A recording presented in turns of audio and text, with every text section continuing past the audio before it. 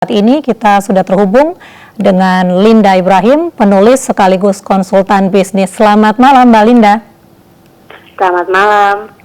Ya, Mbak Linda, Anda tentu sudah banyak menulis tentang kerajaan Inggris.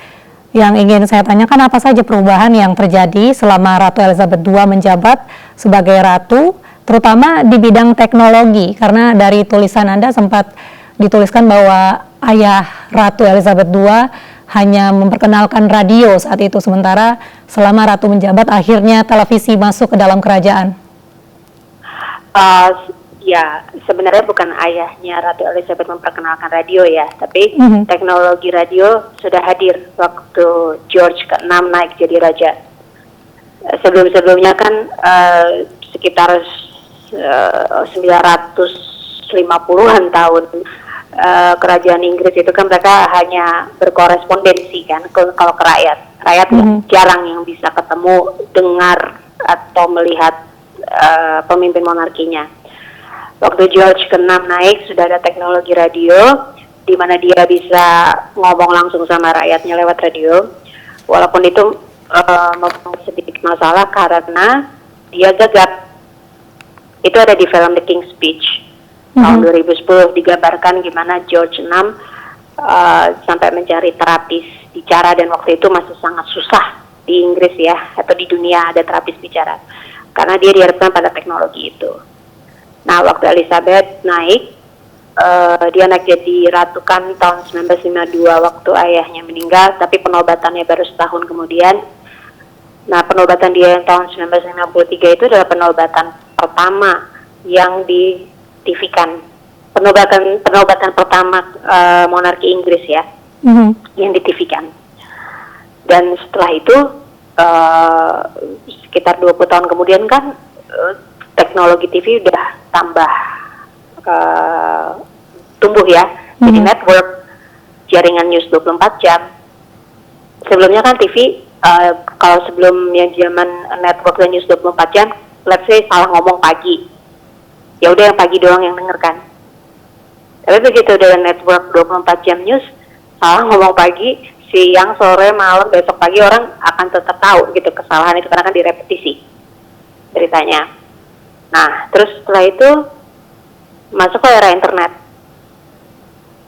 Nah, di mana nggak lama setelah era internet, mulai ada era media sosial, di mana apapun benar atau salah itu bisa diamplifikasi sedemikian rupa dalam waktu 1 menit ke seluruh dunia, dan kita tidak terlalu ada kontrol terhadap reaksi yang datang dari pemirsa.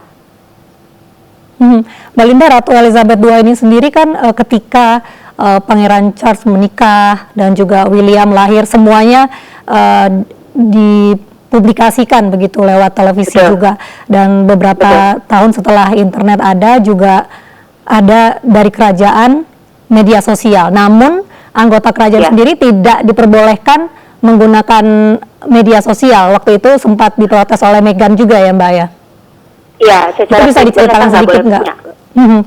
Ya, jadi secara pribadi sepanjang yang saya tahu sejauh ini mereka nggak boleh punya handle pribadi. Jadi harus atas nama destinationnya mereka, title-nya mereka. Jadi adakan itu Kensington Royal dulu, berdasarkan nama salah satu istana. Nah, itu dipakai dulu untuk William sama Catherine sama Kate Middleton sebelum ini. Terus The Sussex Royal dibuatkan sendiri account. Kalau untuk ratu itu kan yang saya lupa Twitternya apa, tapi ada satu gitu yang khusus. Jadi, tapi itu semua itu kan konteks kerjaan ya, bukan konteks pribadi. Berarti di era modern itu memang tetap mempublikasikan, namun tidak ada urusan pribadi, semuanya urusan pekerjaan. Iya, karena ini kan satu keluarga yang kehidupan pribadi sama kehidupan pekerjaannya agak susah dibedakan ya. Mereka tampil keluar yang kita lihat itu kan sebenarnya konteksnya pekerjaan untuk mereka. Kan mereka harus tampil sebagai anggota keluarga kerajaan, melakukan tugas ini itu gitu. Waktu pribadinya mereka kan malah sedapat mungkin kan nggak kelihatan dari kamera kan. Nah, nah semua komunikasi publik mereka itu harus yang hubungannya sama peran mereka sebagai anggota keluarga, bukan sebagai pribadi. Ya, kalaupun iya, itu dipilih banget. Humas-humas di belakang keluarga kerajaan Inggris ini luar biasa, kelas dunia semua. Dan itu dipilih betul foto mana yang keluar, kapan keluarnya, captionnya apa.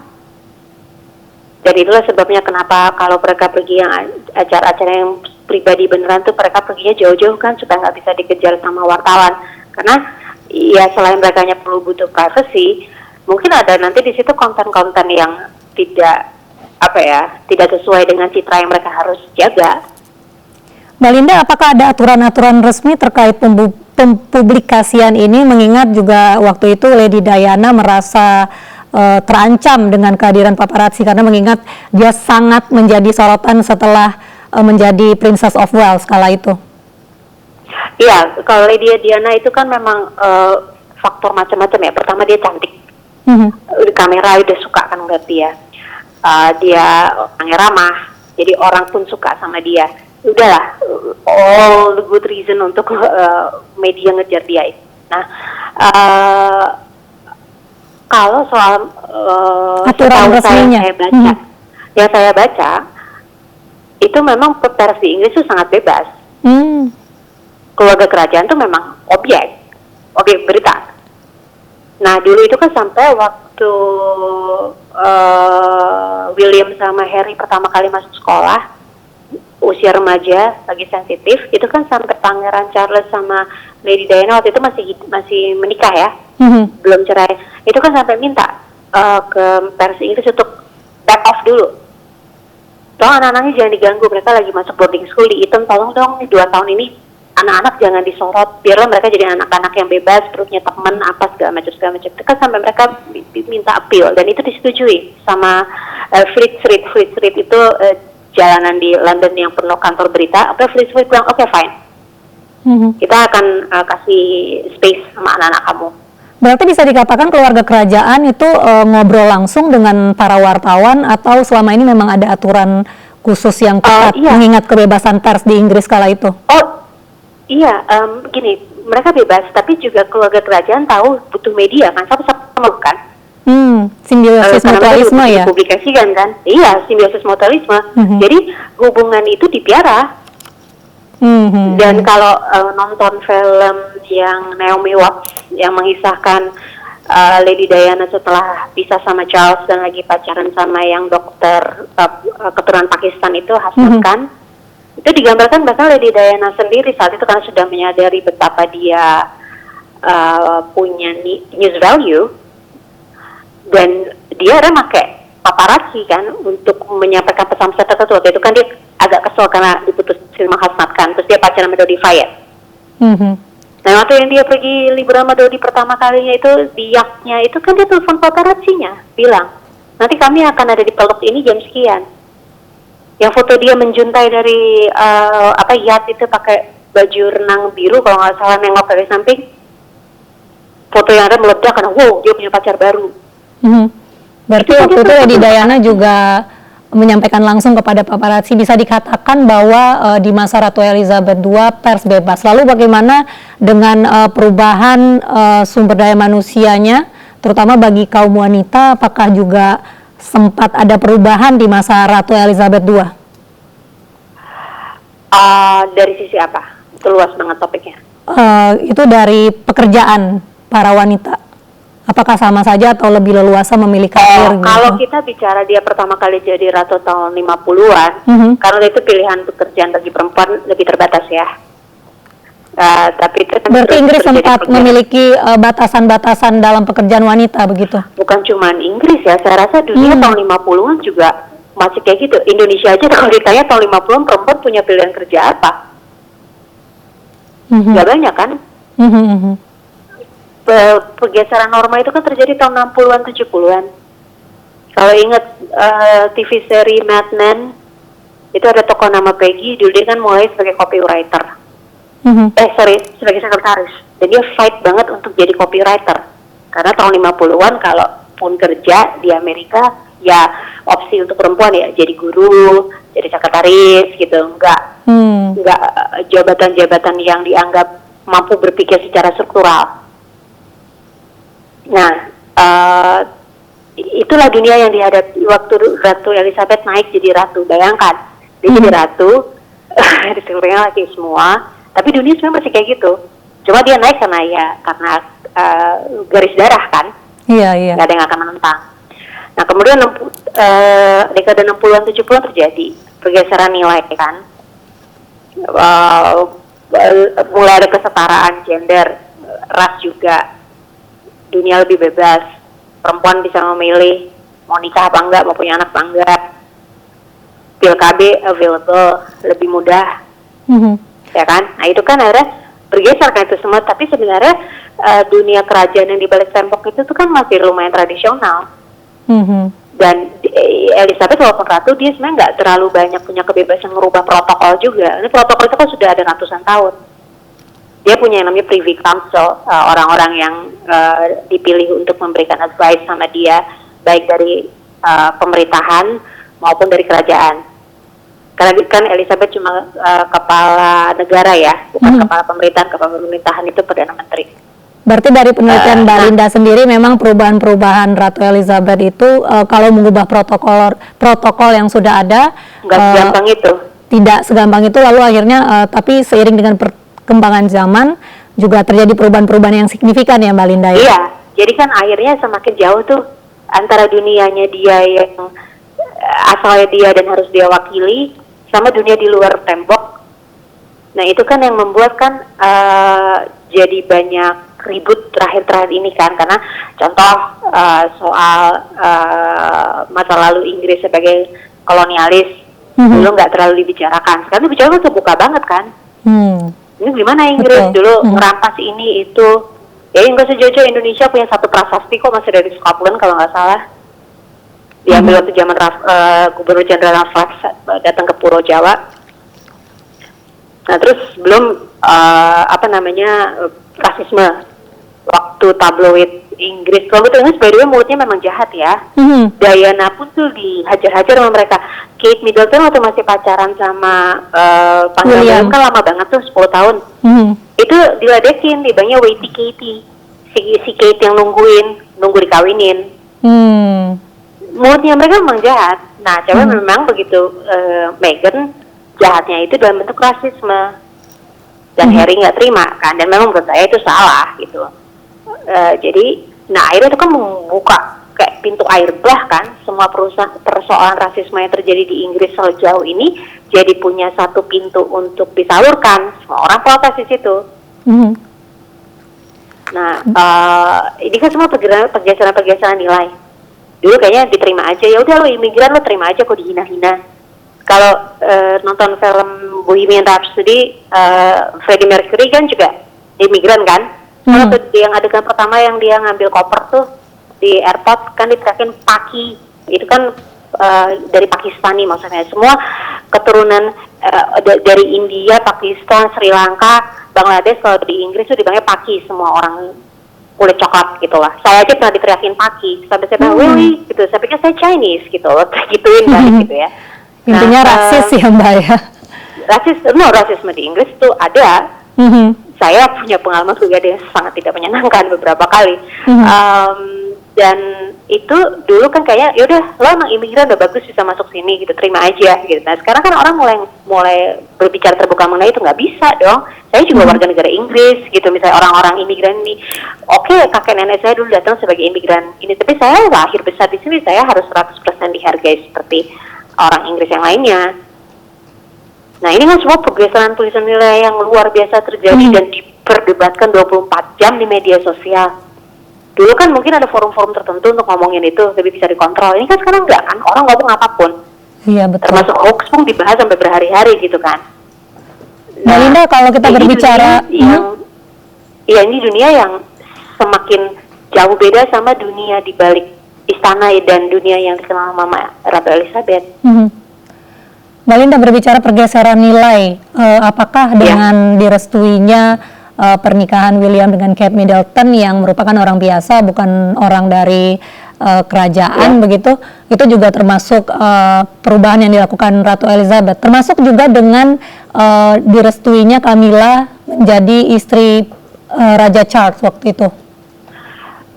Sebenarnya kalau soal kawin sama orang biasa itu dimulai dari anak-anaknya Elizabeth yang lain. Kan Sarah Ferguson istrinya Andrew, terus Sophie istrinya Edward, itu semua kan orang biasa. Tapi si Raja Charles sebagai penerus tahta tetap diharuskan menikahi sesama Waktu itu anggota, ya. Nah, William kan juga akan penerus tahta begitu. Ya, sepembacaan saya ya, bukan cuma masalah ningrat waktu itu untuk Charles, tapi juga masalah yaitu tadi karena pergeseran nilai itu, kan perempuan udah jadi lebih bebas. Keluarga Inggris tuh nggak mau calon ratunya tuh dalam tanda kutip punya masa lalu. Kita kan malu dia jadi ratu terus ada laki-laki yang bisa cerita dulu dia gini. Makanya kenapa mereka sangat nyari yang masih dianggap masih suci. Dan yang dari sekian banyak perempuan yang dipacarin Charles, yang fit the bill cuma Diana. Dia cantik, ningrat kebetulan, dan dipercaya masih suci. Waktu itu umurnya masih 19 karena tunangan nikah umur 20. Nah, tapi akhirnya pernikahan itu kan terbukti ternyata tanpa cinta atau cuma cinta sepihak. Diana sih ngakunya cinta sama Charles ya, tapi Charlesnya kan enggak. Bubar dengan cara yang sangat spektakuler gitu kan, ditonton seluruh dunia. Nah itu kayaknya Ratu lebih belajar gitu. Akhirnya cucu-cucunya kan kalau dilihat nggak ada satupun kawin sama ningrat kan. 6 cucunya sudah menikah, 6-6-nya nggak ada yang kawin sama ningrat. Iya. Berarti itu termasuk pergeseran nilai juga yang dilakukan sejak Ratu Elizabeth II berkuasa begitu ya? Iya. Mbak Linda, kalau terima realita itu.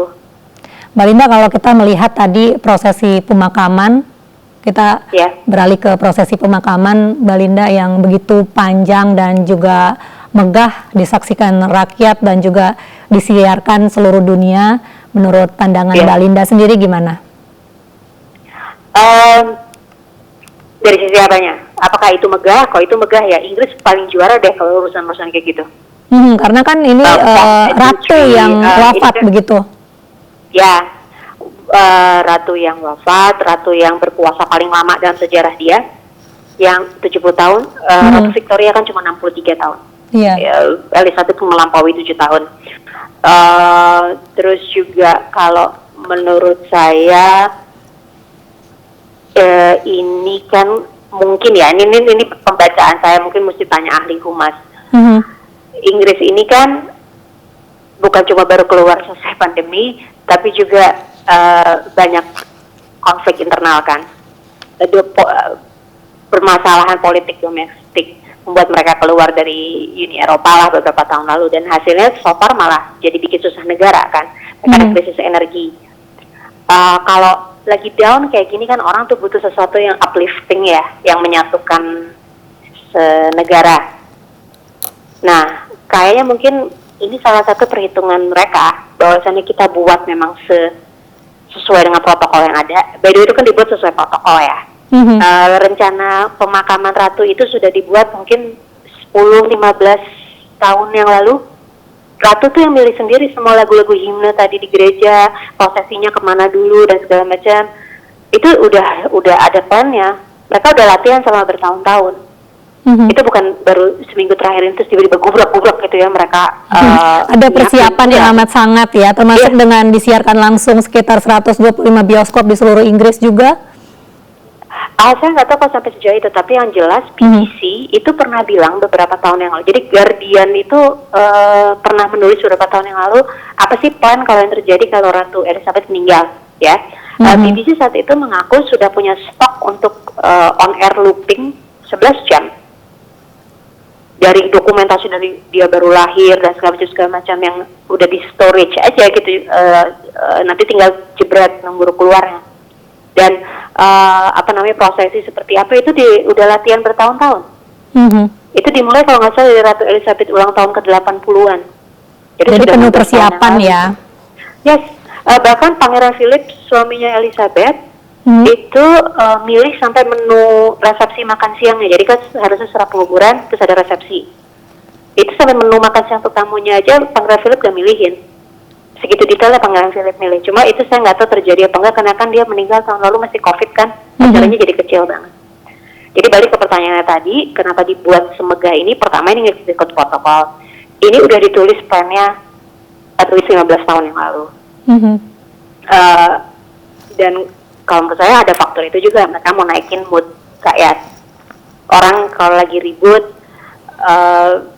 tapi tiba-tiba dipersatukan karena rasa senang atau rasa sedih, biasanya jadi lebih akur kan. Saya rasa ada faktor itu. Karena monarki ini bisa bertahan sampai sekarang, salah satunya karena disupport sama rakyat kan. Mereka kan udah bukan kepala pemerintahan lagi. Baik. Mereka kan figurehead. Jadi mereka butuh selalu rakyat itu merasa butuh mereka. Makanya kenapa apa yang mereka lakukan di publik dan segala macam itu hitung betul gitu loh. Termasuk ya, ini saya nggak membela apa rasisme yang terjadi pada Meghan, yang menurut saya itu salah. Dan Harry punya hak untuk protes. Tapi cara mereka terus jebret ngomong di opera, saya juga bisa ngerti kenapa keluarga kerajaan Inggris langsung menganggap itu perang, karena itu kan masalah mencoreng citra. Lo kalau meribut ribut di dalam gitu loh istilahnya. Oke, baik Mbak Linda. Nah, kayak gitu-gitulah. Iya. Baik, terima kasih banyak Mbak Linda Ibrahim selaku penulis sudah bergabung dalam Breaking News pemakaman Ratu Elizabeth II. Selamat malam. Ya pemirsa, Breaking News pemakaman Ratu Elizabeth II akan segera kembali sesaat lagi.